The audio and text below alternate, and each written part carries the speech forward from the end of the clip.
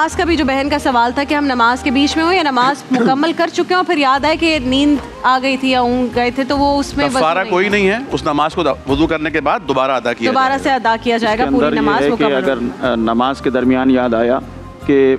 سو گئے تھے اور وضو باطل ہو گیا تھا تو اسے دوبارہ وضو کرنا ہوگا، دوبارہ نماز پڑھنی ہوگی، یعنی اس طرح سے نہیں ہے کہ نماز توڑ دیں یا پوری نماز پڑھیں۔ نماز وہ ہوئی نہیں ہے، شرط نہیں اس کی پوری، سلام پھیر دیں۔ نماز کی جو شرط ہے وہ وضو ہے، وضو ہے، وہ اگر وہ ہے نہیں تو اس کے ساتھ نماز کیسے ہو سکتی ہے؟ لہذا اس کے لیے پہلے بات ہے جی یہ جو ایڈاپٹ کرنے کا مسئلہ ہے نا، تو کچھ لوگ بچے کو ایڈاپٹ کر کے اپنا نام دے دیتے ہیں، حدیث میں ایسے لوگوں پر لعنت آئی ہے اور فرمایا غیر والد کی طرف اپنے آپ کو منسوب نہ کیا جائے۔ یہ بہت سوال عمیر صاحب ایک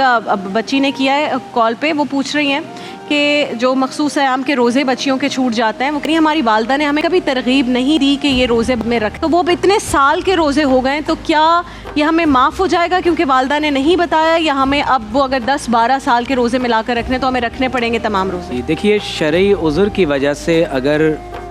کوئی مرد یا عورت اپنے روزوں کو ترک کرتے ہیں تو شرعاً ان پر یہ لازم ہے کہ فعدۃ من ایام اخر، کہ وہ اپنے روزوں کی تعداد کو بعد کے مہینوں میں پورا کر لیں۔ ٹھیک ہے، تو اگر کسی نے شرعی عذر کی وجہ سے روزوں کو ترک کیا ہے تو وہ کتنے ہی برس کے روزے کیوں نہ ہوں، تو انہیں چاہیے کہ وہ اپنے روزوں کی گنتی کو بعد میں پورا کریں۔ شرعاً ان پر فرض ہوگا کہ اپنے تمام روزوں کی گنتی کو پورا کریں۔